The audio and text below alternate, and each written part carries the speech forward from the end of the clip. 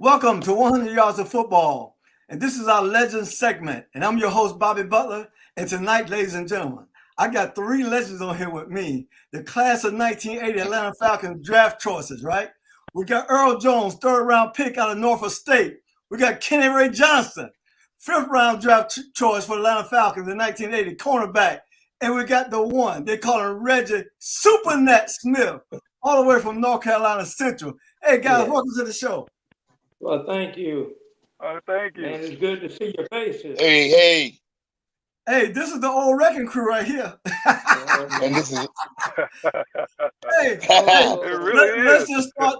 Just start the show. Let's just start the show by saying one thing: God is good. Yes, he is. God is good Amen. all the time. Amen. All the time. Amen. all the time. But guys, listen, man. Listen, Hey, man. Bobby. I've been Hey, wanting Bobby. to. Hey, Bobby. Mm-hmm. Let me interject real quick. Let's do a silent moment for our teammate Juan Bryant. Yeah. Let's do Can we that. do that? Let's do that. Well, let me go ahead and introduce do you. that. Warren Bryant was an old teammate of ours, and Warren was a guy who I'm quite sure with all you guys, he welcomed all of us in, and he took care of us. Yes. Yeah. Warren is about Yeah. 6'7", about 300 pounds when he played. He wore a size 18 quadruple E. He's a big man, ladies and gentlemen. From Miami, Yes, he Florida, was. played high school ball at Edison High School, and he played college football at University of Kentucky. He's a first-round pick in 1977, I think I'm right, for the Atlanta Falcons offensive right tackle. So let's have a moment of silence for Warren Bryant. He just went home to be with the Lord last weekend. Mhm. Yes. Thank you, Jesus.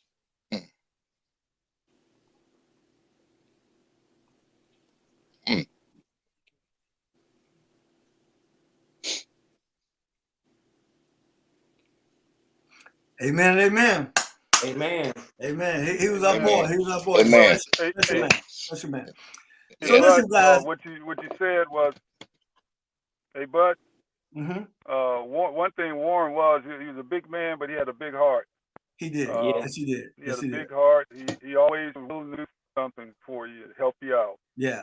And I tell you what, I'll never forget, how he welcomed me when I came in. I was a homeboy of his, and, he took care of me. Anything I needed, he was always there for me. But, it's amazing, right? On top of that, when we started the regular season, I was bringing my lunch up there, putting it in my locker, and then a couple of times my lunch was missing. And I'm trying to figure out what's going on in here. And then I asked everybody around me, ain't nobody saying nothing. Somebody's stealing my lunch. Yeah. And then when I found out who was doing it, and he looked at me like, well, what you gonna do, right? So I said, well, he can get away with it. He can get away with it. So, That was Warren. That was Warren. Up but and down. he was a personality, man. I tell you Yeah. what, I had so much fun with him and Virgie, his wife. They was together over 40 years, man. Right. They were together over 40 Yeah. years. Yeah. So anyway, but they're gonna celebrate his homegoing this Saturday coming in Atlanta. So I'm gonna be there. Reggie, you coming to town, right? Yeah, I'm coming in Friday. Right. Cool. So we'll get a chance to spend some time together once you get there. But listen, man, this group is special to me. I've been wanting to put this show together for a long time. Simply because when we talk about Warren, how he welcomed me in, you were the guys that really helped me, because Kenny and Earl had just got hit a year before, 19. Yeah. I came in 81. Mm-hmm. We all played the same position, right? And so it was really good to have guys so young helping me when I came into the league. And we had so much fun. Me and Jones hit it off day one at minicamp. We started hanging out, man. We just hit it off, and it was good. But listen, y'all came in 1980, Come on. and when y'all came in, y'all went 12-4. Y'all had the best record in the NFL y'all rookie year. Tell me about that. In the league. Look, but Yeah. Mhm. Go ahead, Reggie. Well, look. Well, we jailed. We came together after we lost to, was it Minnesota? I think we went on a tear that after that. We won about 10 in a row after that. But the mere fact was we enjoyed each other off the field. Right. We love playing with each other, but Yeah, we did. came together off the field. And that's what made us that much closer. Right. And we supported each other.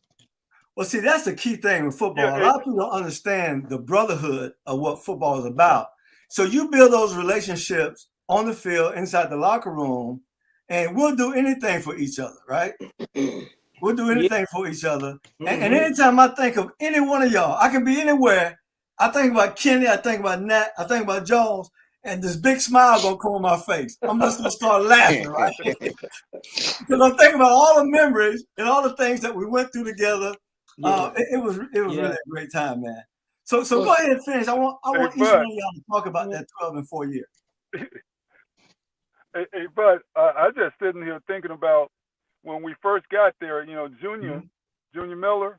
All of us said the first trip when we went to Minnesota. Everybody thought Dion brought the flash in. Man, we had the flash. When we went there, we had all gone out and got derbies. And we got on the plane. Coach Bennett looked at us, and just, the look was priceless. We walked on with derbies, stars, and we're the rookies, man. And it was like that, right? Because we started, the hide your cleats and cut your shoes. Yeah, man, right. We started retaliating. We weren't those regular rookies that were coming in there. They messed around. Their shoes were missing. So that's what that. But all of that was in fun, man. And guys like James Mayberry and William and Warren and those guys, they really liked that. So but when you got there, the next year you just fit right in. Right. You fit right into the group. I thought it was easy to go 12 and 4, but I realized very quickly. It was. Well, you know something, Bobby. When we first got there, we lost the first game because that was against Minnesota. Okay. We lost that game, and that was the game that they said that Ahmad Rashad, he ended up catching like 11 passes for 170 something yards. Ooh, wow. And it wasn't just on me, but it was on me too. But they said, but they put my name in writing. Right. I can remember Jerry Glanville coming back when we were on the plane. I was sitting in the seat by myself against the window, and he walked back there. He said, "Kenny," he said, "let me tell you this." He said, "Don't worry about it." He said, "You're going to have the best game of your life next week." And I'm like, "What? He telling me that?" Right. And man, we went out and we played New England. And man, we put it on New England that week. And got a game ball and stuff. Like Earl said, when we came in, we had a different mentality than other guys did. Right. We wasn't going to be pushed around. But I think, Nat, was it you that they put a bow on your head and put you under the Christmas tree? No, I ain't play that. I ain't play that.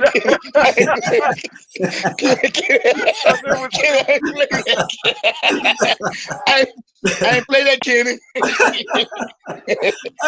Hey, you know what? Look, I think the turning point of our season was when we went up to Green Bay and played Green Bay, and Green Bay had us 17-0 going into the fourth quarter. And we had a 10-man block on.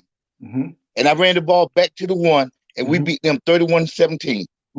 That was the turning point of our season right there. Now, do you remember when but you remember the starting of our thing was against the Rams at home when Steve hit oh my goodness, from Longhorn. Alfred Jackson. He hit him with like a 30-something yard pass, and he ran it in for a touchdown. And after that, we won 9 games in a row. And after we won, we played Philadelphia that last game that we won. And man, you talking about a hard hitting game. Oh, that Philadelphia game always was like that. And we played them in Philly. And then after that, we came back and played the Los Angeles Rams out there in the Coliseum. And man, we beat them, went into overtime. We should have won that ball game. Wow. And I still, to this day, I tell Rollin Lawrence, you knucklehead, you. He didn't even have a guy on the side blocking him on the field goal. We fumbled on about our 5. They couldn't get in to score. And it wasn't no man up back on the corner that would block him. What? He didn't go in and, man. Oh, wow. I'm still mad. Wow. I'm still wow. mad. Wow. But one thing I am mad about now, and I'm still upset about, Uh-huh. every time, if I would see him again, I'll tell him, Uh-huh. Lehman Bennett, Uh-huh. why did you change the style that we were using when we were beating the Cowboys? We came out and went. Hello. That was Kenny. our Bobby. Well, look here. Go ahead, Reggie. They had makeshift defensive back. They had receivers playing defensive back for the Cowboys. We were throwing that ball on them the whole first half, eating them up. Yeah. We come back out in the second half. We trying to run the ball. It was 3 and out. Right. You know, I just still don't understand why we changed up. Well, Kenny, I'm like you. I don't understand that. Well, one thing I learned about the NFL, it's not like college where you get up by 30 points, you can start bringing your bench in. Right. You know, you better keep playing until the whistle in that fourth quarter, when the last second click off of that clock, you got to keep playing because teams are able and capable of coming back and switching, and momentum is everything in the game. And, you know, I remember y'all's rookie year. I was a senior in college at Florida State. And I was never really a Falcon fan, but, you know, that's one of the only teams we can see play. Right. So I saw y'all play a lot. And I go, man, that team right there ain't no joke, you know. And had no idea in a few months I was going to be drafted by the Atlanta Falcons and join you guys, you know. But you know, it's amazing because I really felt, y'all, when I came in, I go, man, they were 12-4. I go, man, they add a couple more pieces, we gone, right?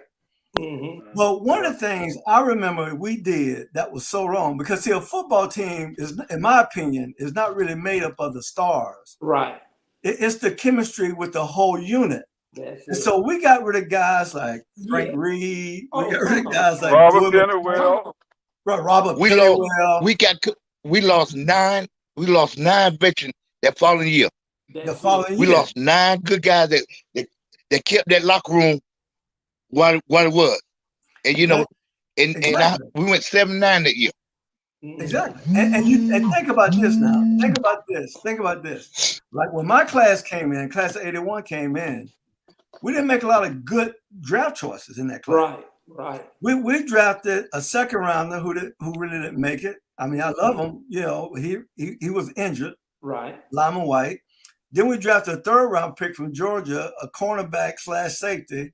You know, played one season. I mean, so those high picks didn't count for anything for us. Right. And so it wasn't good. But your draft, you had Junior Miller, All Pro. You had Buddy Kerr, 2nd round pick. Yeah. Right. Who led the team in tackles was 7 or 8 years he was there. Then we had Earl in the 3rd round. Right. Then we had Kenny. You came in the 5th round. We had Al Richardson drafted in the 8th round. Right. Yes. And then Matthew T was in the supplemental draft. And then on top of that, we had undrafted free agents like Reggie come in. Yeah. And made big strides immediately. Right. And so it's like you put the pieces together, and then all of a sudden you think you're 12-4, you can do anything you want to do, and next thing you know, you done messed up your foundation. That's it. Well, they thought they could do it again, what they did in '86. See, so they took and they took our pieces, like Earl them said. When they took Pennywell them away, because see, Pennywell was a stapler there. And Pennywell would knock your head off. Pennywell was no joke. See, Robert Pennywell. Well, see, but when you take people like that away, Mm-hmm. you can't help but to go the opposite way of where you're going to. Because Exactly. see, even with that, like you said, now I wasn't just a a fifth round draft choice. I was 5B because That's true. That's right. That's right. 5B. So they took what's his name? I can't think of his name right now. Was it You Butterface? had Mike Davis came in the 6th round, Right. and you had Brad Vassar. Brad Vassar was a linebacker from Pacific, who was in the fifth 5A. His name started with an L. He was a linebacker. Well, Scott? He was we called him what Sweater Face. Yeah. Yeah, James Laughlin. James Laughlin. Yeah. That's it. Now Yeah. Laughlin was a 4th round pick. He was 4A. Oh, it's 4. And then Okay. I Am Hip was 4B, a running back from Nebraska. That's right. Mm-hmm. Yeah. He was 4B. I forgot about I Am Hip. I Am Hip. They had a lot of choices that year too. But I'm Had trying a to, lot of choices. But I'm trying to figure out who was 5A then. I'm telling you, Brad Vassar. He's from Pacific. Vassar. I remember Vassar from Pacific. Brad Vassar from Pacific. And then you had guys like Mike Babb, who was a DB from Oklahoma. He was in the 11th round. And then Walt Bellamy was a DB from VMI. But Bobby, one thing. Yeah, then you had. And think about this, Bobby. Mm-hmm. When we came in, Earl and I, as defensive back, Mm-hmm. there was 33 defensive backs in training camp that year. Wow. We had 30. Man, it was a tough. Look, Wow. let me tell you, it got so to the point you didn't have but one time to show yourself. Right. And you got one shot when we did a drill. Right. If you didn't do it right. I remember the first week that we got there, Mm-hmm. we went and we were doing a certain drill. Jerry Glanville had already told me, Kenny, don't ever let me catch you at safety. Because safety was my position. Right. Don't you ever let me catch you at safety. And this day, right at the end of practice, Lehman Bennett hollered, first offense against the rookie defense. And I wasn't in there. I'm like, Lord, I got to get in this play. Right. And my thing was, talk this kid out of letting me go. There was another safety up there. I begged him. I said, man, come on, man, let me go, man. He said, okay, like a dummy. He said, okay. I jumped in there, and Lehman Bennett said, this is a play that's going to win the game one way or the other. Right. Either they're going to score on the 1 yard line or either they're not. And they tossed the ball to William Andrews going around the right end. I can remember Wallace Francis coming down to crack the safety, which was me. I can remember hitting Wallace there on the left shoulder and turning upfield and hit William at the line of scrimmage, and he dropped. But I think it was like 15,000 people up on the hill. Oh, on the hill, right. Man, they went crazy. Oh, and I remember Jerry and everybody would jump in and Shively would, and they were saying, who is that? Who's that rookie? Right. And they had our name with tape on the helmet. On your helmet, right. And then now I'm trying to hide now because I didn't want them to know I was back there. But he said, who was it? And they said, that was Kenny Johnson.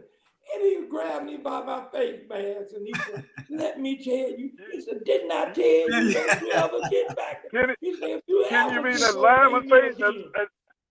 Hey, Kenny, said, look, you mean that lineman face mask you used to wear? Yeah. You remember? Yeah, I had that long. I'm like, hey, so Johnson, let me ask you this question. Why did you wear that kind of face mask in college? Well, when I was in college, I ended up my freshman year. I was at safety. I came up to hit the running back. Somebody swung their arm back out and hit me in the chin. Okay. And tore all those teeth out. Right. And it was up under that helmet. And from that time on, that's when I lost all those teeth there. Right. And they told me that the roots were dead, all in the bottom. So from that time on, I said, well, I'm going to protect myself. Man, I put that on there. Because most of the time, I hit people up. I didn't go low, but I hit them up. Yeah. Hey, Matt, I'm coming from Norfolk State, where we spat down And you know what? I'm like, wait a minute now. Look, who is this? And Who then was I this was little like, man, linebacker, right? Johnson. Yeah, but Johnson used to bring it. I'm like, man, okay. My thing, I said, what's going to keep me here is I can run and I can cover. Right. So if I do that, now, I'm not going to go in there putting all 182 of mine. Johnson put up all 170, and every time he go in there. And you know what? He come out of there sometimes. Sometimes he takes them. But he was covering. Well, let me say this, John. Let me say this.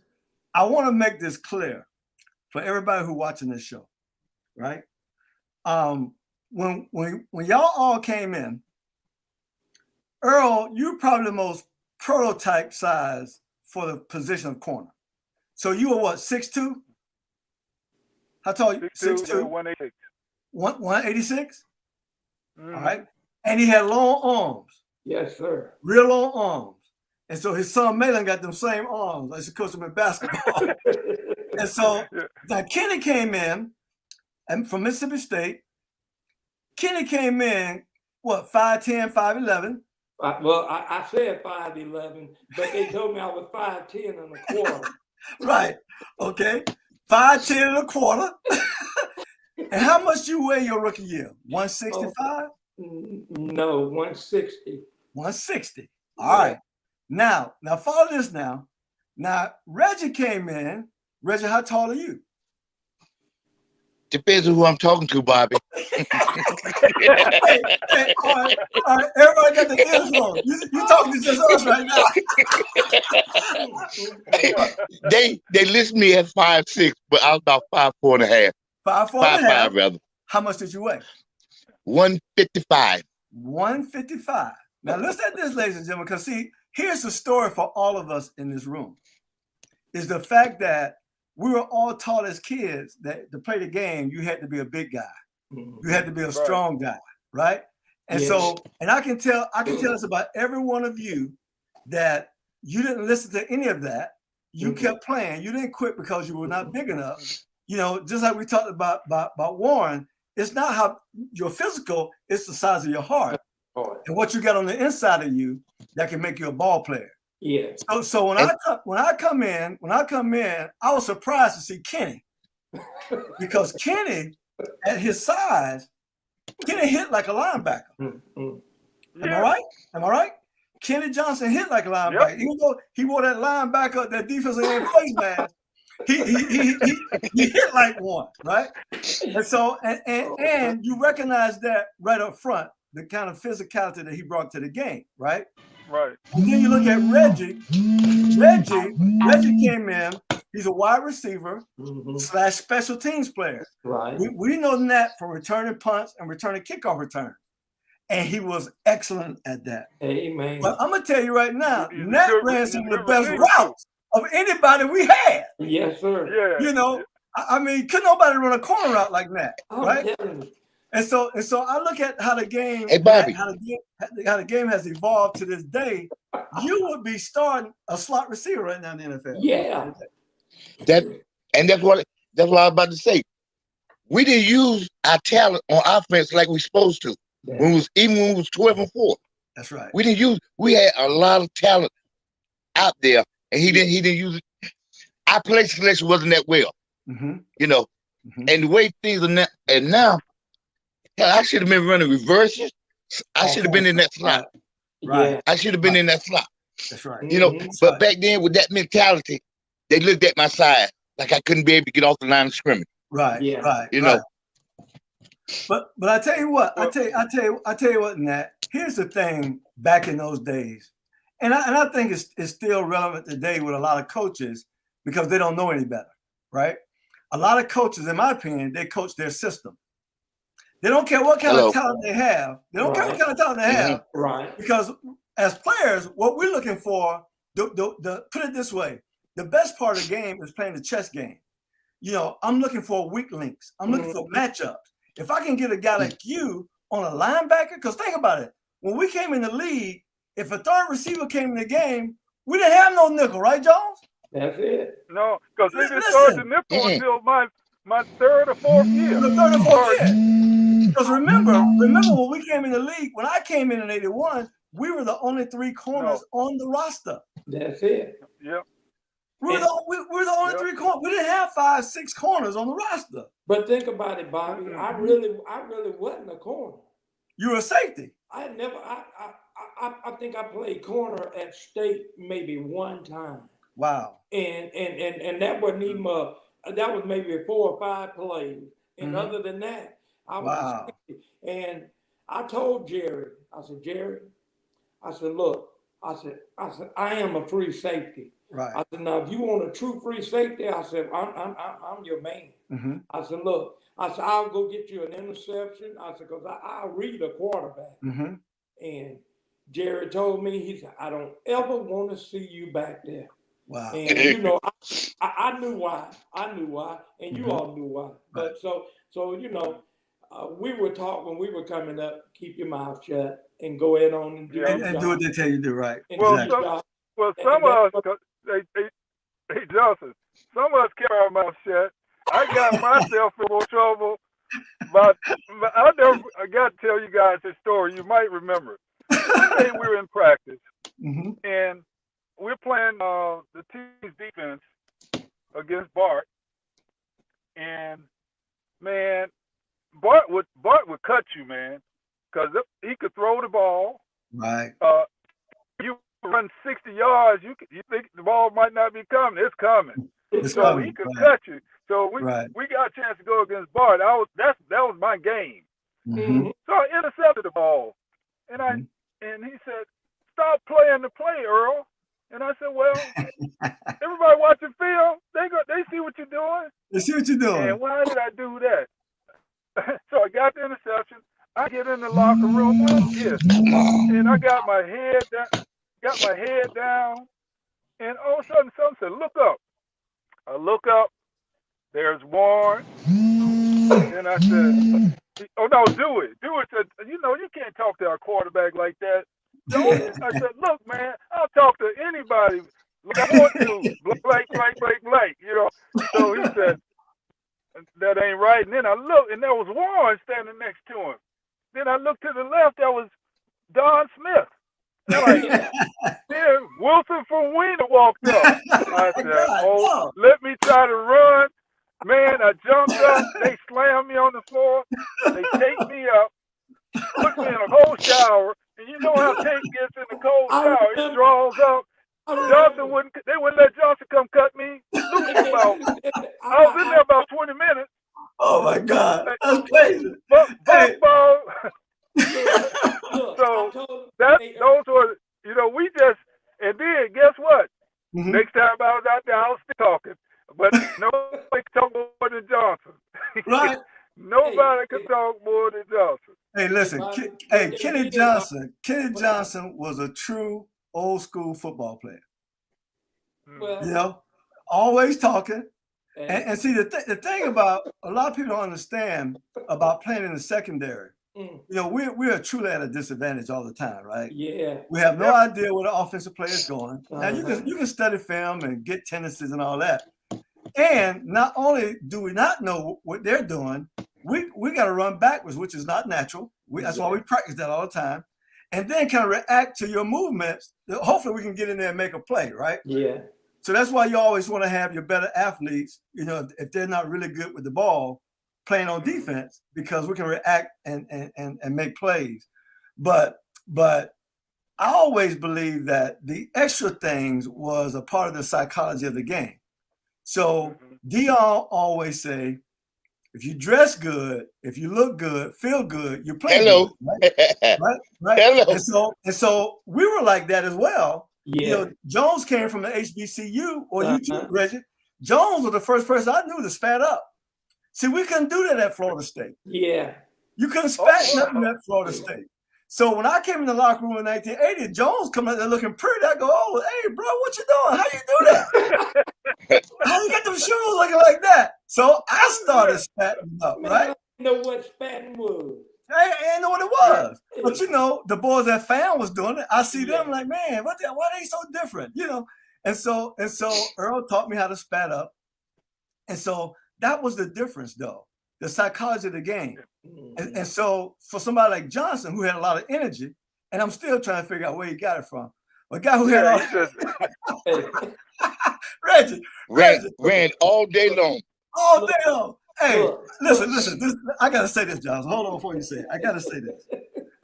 I'm still trying to figure out how this joker, he go out clubbing all night long. He'll come and park his car. He'll park his car on the west side of the complex by the racquetball.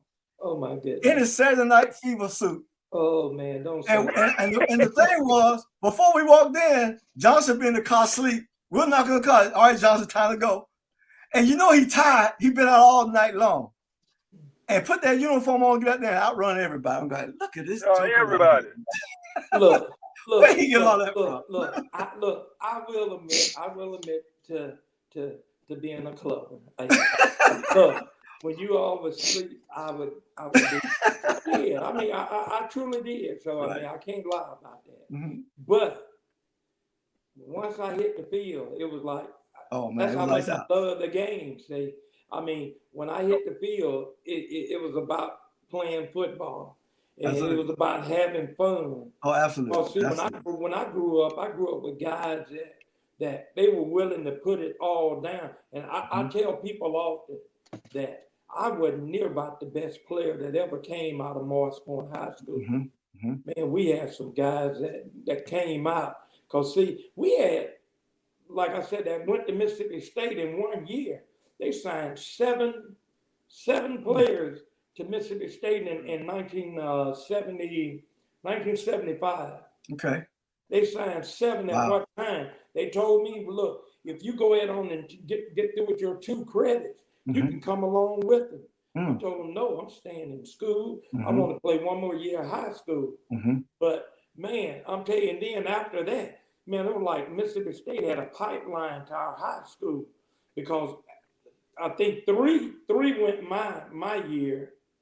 But before 75, when we sent 7 up there, there was about 4 or 5 already on the team. And then after that, man, 1 year there was another 6 or 7 that came, and then 2 or 3. So they had a pipeline at that time. And then Jackie Sherrill said, "No more. We don't want no more people from Morris Point." What?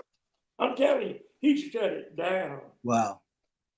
And because even when they got to my oldest son, he reminded me so much of Earl. Okay. I mean, look, he was built like Earl, and you talking about somebody that could run. He can run. Because he was a quarter man. Okay. I remember that. His best time, if I can remember correctly, was a 44. Something, and he never did get the training that he should have got. But and I tried to talk him into going to Mississippi State, but I said, look, because they didn't even tell him about it. I mean, he could cover it. And then you talking about Dion, man, he could cover just like Dion. I told my son, I said, you way better than what I could ever be. I said, look, he said, but Daddy, I can't hit like you. I said, you don't need to hit like me. Right. I said, all you need to do is cover. Man, cover. That's right. They wouldn't even throw his way in high school. Wow. He would be so mad, he'd be crying. That can be frustrating. Yeah, Daddy, why do you want to throw the ball over here? That can be frustrating. I'm telling you. Well, let me ask you this. Go ahead, John. I was just going to say, I was a little different. I came really to Norfolk State to play basketball and run track. And I hadn't really played any football. I was on the team for a year, my senior year. But I came up there, played basketball. The coach had coached me as a sophomore in basketball when he was working on his doctorate at the University of Alabama. He said he was coming back to get me, and he came back and got 2 more. And after that, I know how the pipeline starts. But the thing is that you just never know what the future and what God has in absolutely. When I got up there, I realized very quickly I was an average basketball player, but a pretty good football player. So, you just never know what's out there for you. And Bud brought it up earlier. You can't go into anything thinking you're gonna lose. And defensive back have a mentality. Special team guys like Nat have a mentality. We just, we gotta win. So absolutely. So let me ask y'all this. And, with that said, go ahead, Reggie. Oh, with that said, I went to Central. I went to Central on a baseball scholarship. Offer. Wow. When I got there, they canceled the baseball season, so I had to walk into the football coach's office to see if I could come on, walk on. Right. And he sat behind that desk. I'll never ever forget it. He looked at me from head to toe. He said, "Son," he said, "Son, I can't help you because I don't want you to get out there and get hurt." Because he looked at my side instead of my heart. Right, exactly. He didn't look at my heart. He looked at my side. And if it wasn't for a coach from my hometown on the staff, I would have never played football there. Wow. He advocated for me. That's awesome. Well, I got Reggie. I got to say something about you, right? Now, this is funny, right? This was the second time this happened to me. I always knew I was small, right? And so I'm gonna start with my visit at Florida State first. When I went to Florida State on a visit, I went after the student body had went home for the holiday. So nobody was on campus. Ken, I didn't go to a game, so I didn't get the whole hoopla. Right. Me and my parents went on campus. Nobody was on campus. Met with Coach Bowden. And then after the meeting with Coach Bowden, they hooked me up with a DB who lived in Tallahassee. So he was still there, named Ivory Joe Hunter. And so Ivory Joe showed me around. And so while I was in the room, his roommate came in, who was also from Tallahassee. Right. He's a defensive tackle, big dude. Abe Smith was his name. And Ivory Joe introduced me to his roommate, Abe.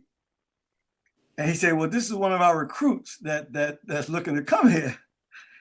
Abe looked at me, Reggie, up from my head to my toe. And he looked at me. He said, let me tell you something. Don't bring your little behind up here because they're going to break you in half.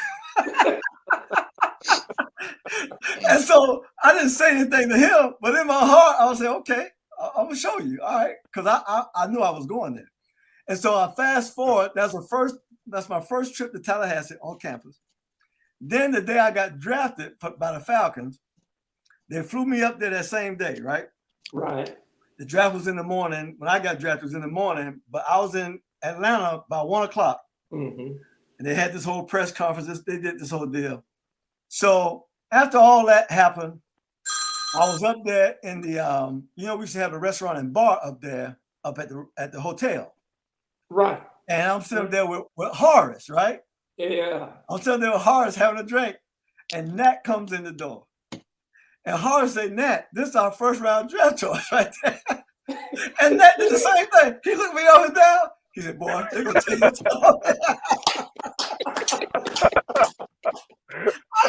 And now he's looking at me. And I'm looking at him. What you talking about? Bobby, I had to pass it on. I had to pass it back to you. I had to pass it back on to somebody. They looked at me that way. I need to look at somebody. That thing was funny to me, man. That thing was so funny to me. Hey, Bobby, Earl, you remember we scrimmaged Chicago? Yeah. Chicago Bears came and spent a week with us. That's y'all rookie year. Now, it wasn't number 2 fights in camp that summer. And you knew who had both of them, right? I fought you one week, one day, then I fought Earl, because Earl sat beside the head on bump and run.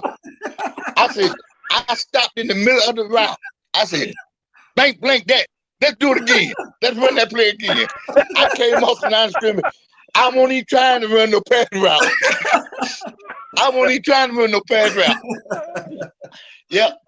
Then I thought, okay. I was like, oh man. I said, both of these draft tours, I'm a free agent. I'm gonna get cut. Oh man. But you know what? That's a part of what makes the game a game. It's a man's game. Yes, it is. And so coaches really be wanting to see that kind of stuff. I'm be honest with you, they want to see that. Now they may say, stop doing it, don't do that. But in their heart, they go, oh, that's a tough little joker right there. You know, I like Mm-hmm. he's feisty. I go to war with him. You got fighting him, right? And Yeah, so it's good when you do that. But listen, we all know when you have true competition, that's gonna come out. it makes you better. Yeah. It's gonna come out. I mean, and the best thing about it, we walked off the field holding hands, talking, and hugging and everything. All after that. Laughing. Now, when I came in, hey, you know what? Go ahead. Go on, John. Go ahead, Earl. Go ahead, Earl. No, I was just saying, you know, but when those things like that happen on the field, man, it was the energy that was out there. It was like we were out there trying not only keep our jobs, but we were out there to have fun, to talk smack. We couldn't wait until practice was over so we could head down south, downtown, south side Atlanta.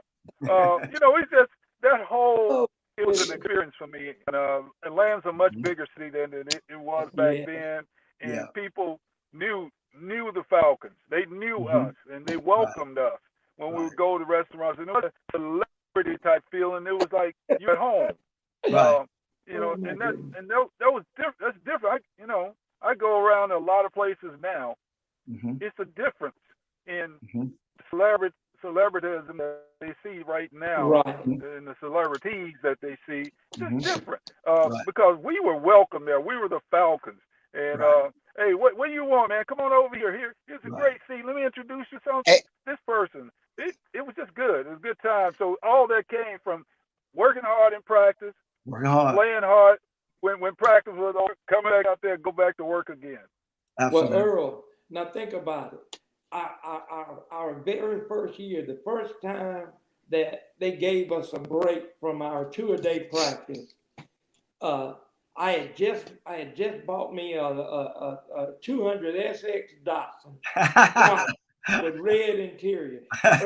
Earl had his Mazda, and it was red. And, man, we all said, "Hey, we going downtown." And we went downtown, and we ended up. Well, we went to Mr. B's first, and then from Mr. B's we went to Cisco. Right down the street. Look, what we did, we put on our Falcon short pants and had on a t-shirt and stuff. Man, we thought we were the stuff. Man, we walked in there, boy, the people were looking, the Falcons here and stuff. And man, we got up in there and they said we had a curfew at 11 o'clock. And to us, please, man, we stayed. Now you know how far that is. That's a good way. In East Point now, in East Point, Georgia. And we didn't leave the place until, now curfew is at 11, so we didn't leave the place until like 15 till 11. Man, let me tell you, you talking about some driving people. And y'all drive. They were We drove that night. They were doing construction on the highway. And man, it was like we had about 6 or 7 cars. And Earl was zoom. And zoom. We were right behind each other. And man, we come past Jimmy Carter Boulevard. Up on the exit ramp up there, not the exit ramp, but the ramp to get on 85. 85, right. There's sitting a state trooper, and we don't know it. We didn't see him. Man, we were busting it. And man, we got down and got off the exit there and come around to the Falcon Inn. We pulled in, and I didn't know how to turn my lights off because it wasn't the regular way to turn the lights off. Earl jumps out the car and stuff. They get up and go to the thing. I'm fumbling with my thing, trying to cut my light. And the state trooper pulled in behind me. Oh my God. And he said, "Hold up, don't you go nowhere." he said, "You know how fast you were going?" I said, "No, sir." I said, "No, sir." He said, "Well, I couldn't catch you." And man, and they were knocking on my door, getting ready to go in. And you know, they fined me $1,500. That hurt right there, though. That hurt right there. Back then. Listen, those things. But you know what? But Johnson, you bring up something. we weren't extravagant. No. I think when I got drafted, I got a 6.26 Mazda. Yeah. I didn't see. To me, I worked in off season. I would go back and work at a chemical company in off season. It wasn't like we were making the big money that started after that class you were talking about, Scott Warner. After that class was Scott McLean. I mean, not McLean. McSwain. When they came in, NFL, and they we didn't make big money. We didn't make big money. Right. It was something that we always have wanted to do when we got the opportunity, and we got it. And I think we just capitalized on it. Those probably the 5 best years I've, just 5 years of my life that I really enjoyed, and it kind of the friends I made. That's why, Bud, when you said, "Look, I want to get you guys on my show." Man, I called Bud. I said, "Bud, I hadn't gotten a link, man. I can't miss this." But let me tell you this. When Earl just said that about what we got paid, when I came home, the guys were like, "Man, oh man, I know you making them." I said, "Man, let me tell you something. My dad, he's a painter. He's working at the shipyard here in Pascagoula. He made more than what I made playing professional football. My first year, I made $35,000. Well, see, Kenny, a lot of people don't know that. So that same year, when I was a rookie, all right, I was a first-round pick, supposed to be the money guy, right? Right. We had 2 guys in that room making $25,000. I'm telling you, man. People think every player is a multi-millionaire. No, these dudes making $25,000. You make $35,000. You was a starter. Well, see, Bobby, what they did, the way they fooled the people out there, they would take everybody's salaries and average it together, and then they said, "Well, this is what the average player in the league is making." Right. But see, because you had somebody that may have been making $800,000, somebody making $500,000 or something like that there. But when my contract came, it was $35,000, it was $44,000, and it was $54,000 after that. Right. So you know, and that's what we lived off of. That was it, right? But you say something, Kenny. Back in my rookie year, Barkowski was the highest paid. Yeah. You know how much his base salary was? No. $325,000. And I'll never forget saying, "That's a lot of money." Yeah. Man, I'll never make that kind of money. Well, before we left there, we were way past that, right? Right? And so it just kept creeping up as the years go. Yeah. But a lot of guys were just regular guys. So I remember my rookie year, I got a good signing bonus, and I made like $85,000 was my base salary, right? Yeah. And my godfather, who's a landscaper, made more money than that my rookie year. And he asked me, he said, "Well, how do you do? You do good?" I told him what I made. He looked at me like, "What?" Yeah, I'm telling you. He said, "I made more money than that last year." I was like, "Wow!" Right? I'm telling you, people look. We're talking about. Go ahead, Earl. We hadn't brought up the part about what we gave to the agents that were taking us. They were taking us, right? I forgot all about that. Right. Yeah, they got paid up front. They got paid up front, right? Exactly. They were gonna get their 5%. Right, exactly. No, but this what brought up 82. It was 82, 83. The strike year. 82. Yeah. So that's what kind of caused some of those things, and I think that salaries jumped in. But one of the things that they always, like I said, I used to talk too much. I get to union meetings and say, how can I get that job that Upshaw got? How do I?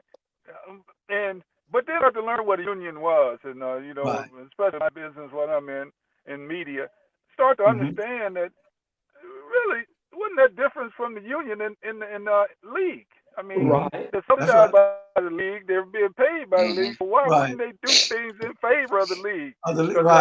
There's so many times we did not know about things that for our health, for all those other things that others on the team knew about. I'll never forget when we voted to go back during the strike. We said they took a vote. We voted to go back. When the vote came out, Atlanta voted to stay out. I asked when they got back, it was Note and Ken. I said, what happened? Right.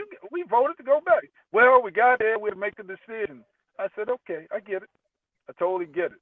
Now, when I look back, there weren't many of us in that boardroom either. Of course, You know, right. Of course. There were very few. Right. And the ones that were in there were really, they weren't attorneys. They were just great players.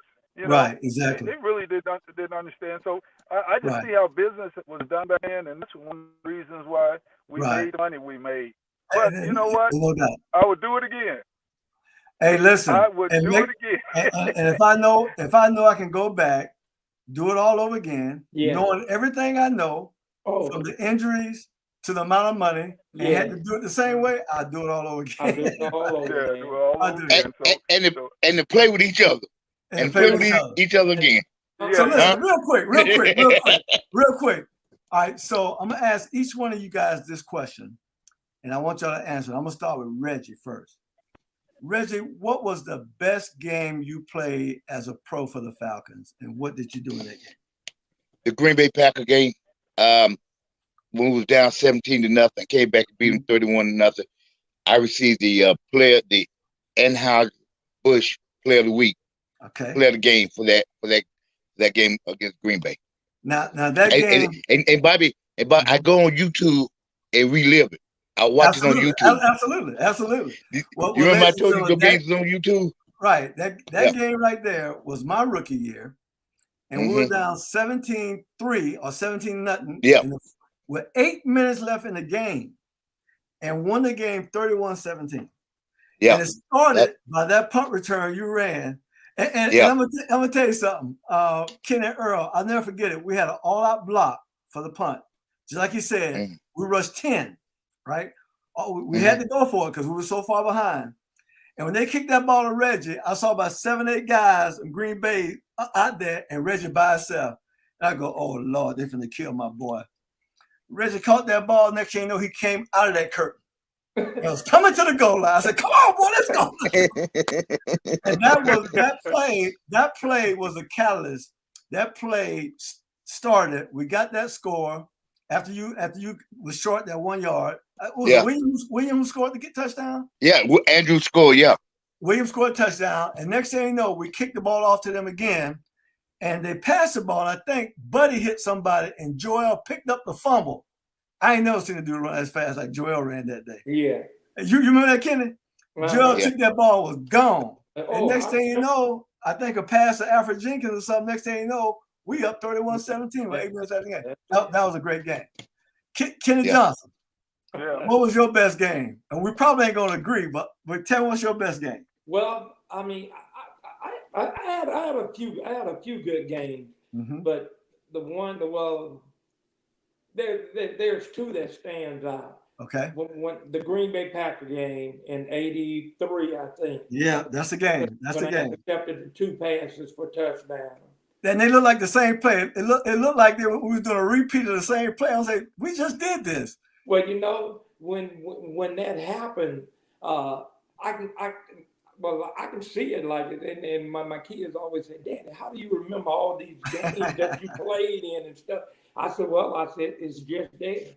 So I remember, but I can remember when we were practicing, how coach would say, you got to get right here and you got to get on this back hill and you just stay there. Right. And believe me, he gonna throw the ball. But the other one is when I knocked out Nehemiah.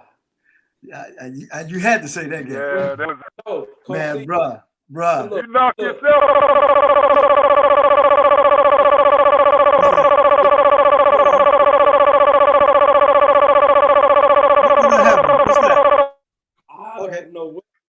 Go ahead. I just about knocked myself out, but Kenny, you got to unmute yourself. Oh, okay then. Go ahead. Host says you good now. Whatever you did, all right. Go ahead. You good, Johnson? No. I didn't touch anything. I didn't do nothing. That's what I tell the police. I didn't do nothing.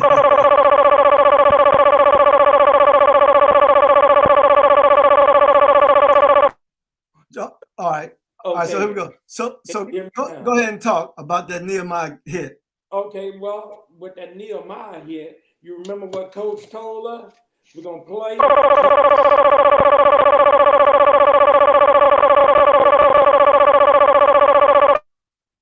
I'm not sure what is, but anyway, we're gonna play cover 2. Hey, sorry, Mr. Jones, he's gonna have to refresh his and come back in.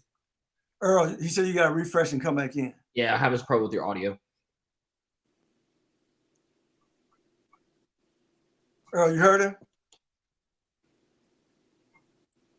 Okay, go ahead, Ken. See, can you finish it? Okay, then. Well, you remember what Glanville said. We're gonna play. It's gonna be cover 2, but we're gonna make it look like cover 2 man. He said, right.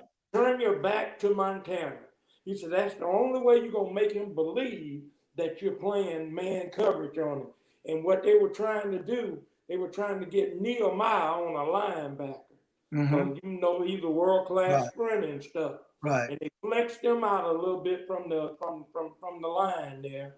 And when I saw it, oh, my eyes got big as day. I said, here it comes. I said, he's coming my way.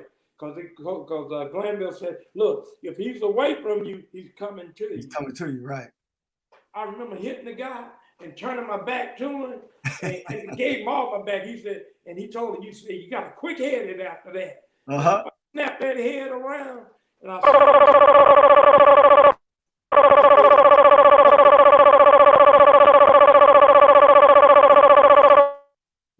when I hit him, like I said, everybody thought that I was taunting him.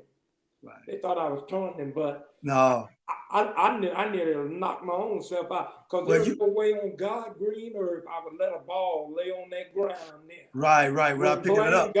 Blaine Geisen picked it up and ran it in. Man. Well, Ken, I'm gonna be honest with you. I was trailing Nehemiah because I was trailing him like in a 2-man, right? Yeah. And the way we had that defense where everything inside, instead of going to a zone, we would trail like 22 man. But then if he kept going to the corner outside guy, we would hook up. Right. And I saw you. I knew you was over there. And I'm trailing. I thought he was going to hook up. he never hooked up. And I saw you behind that linebacker defensive line. Oh, man. That was it. Face man. That was and when you hit him so clean. And when I looked down, his eyes was rolling back in his head, and it scared me. That scared me. It scared me. So I kind of stopped going. Blaine picked the ball up and kept going. Yeah. I'm like, this dude might be dead, right? Or he got his neck broke or something out here.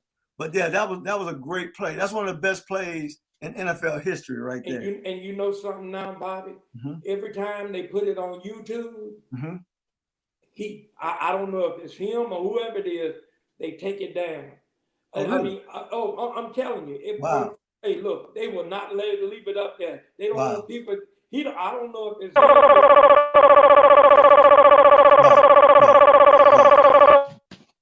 All right. So Earl, you muted. I'm muted. I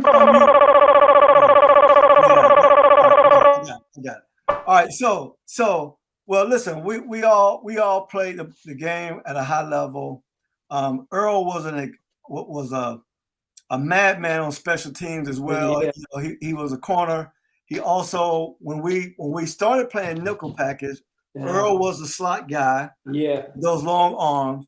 But you and him on special teams, Johnson and Jones, y'all were a pair, especially on that punt return team. The way y'all used to do the god dog, the what they call it, the gunner.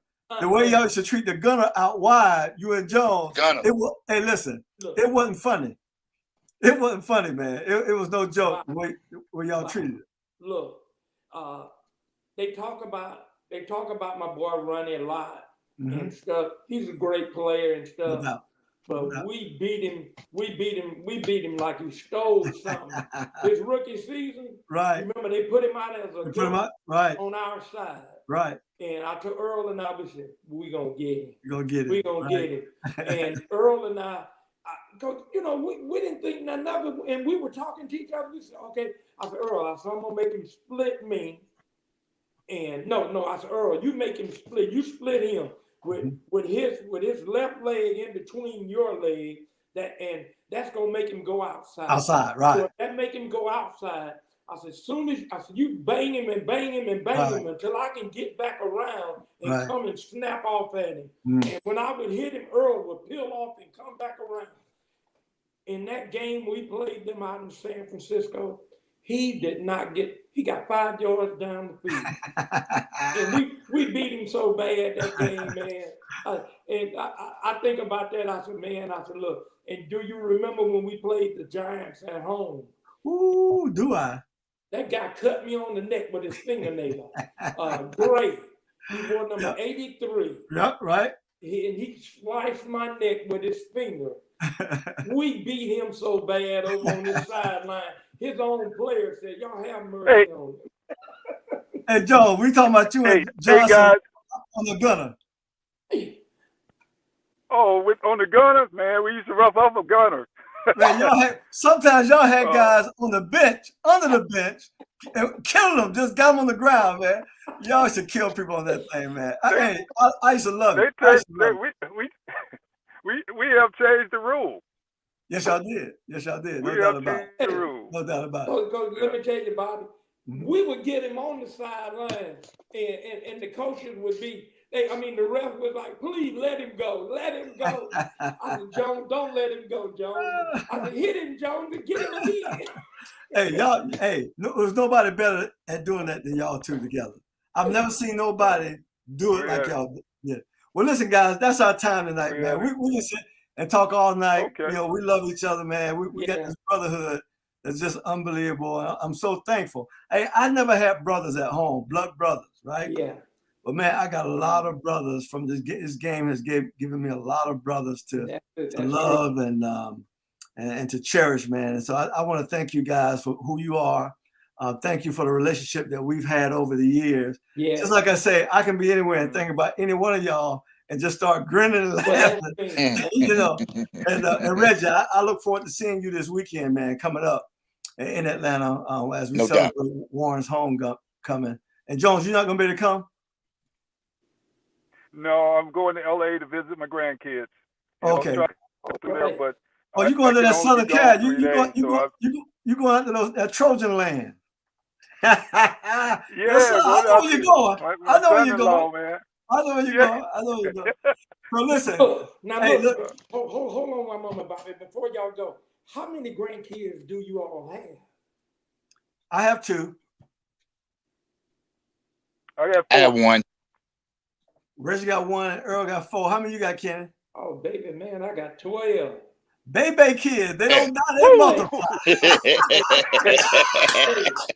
don't die, they multiply. Come on, boy. Hey, look, I'm telling you, man. Hey, there's 10 right now and 2 on the way. On the way. Yes, God is good. God is good, man. And a possible 2 God more. is good, no doubt. No doubt. Well, amen. Well, listen, guys, we got to get off. That's our show. Hey, listen, if you like the show, comment, share it with your friends. This is 100 Yards of Football, and I got my Falcon Legends buddies with me, Reggie Smith, Super Nat, Mr. Earl Jones, and Mr. Kenny Ray Johnson from Moss Point, Mississippi. That's right. Thank you for being on the show, and God bless you, man.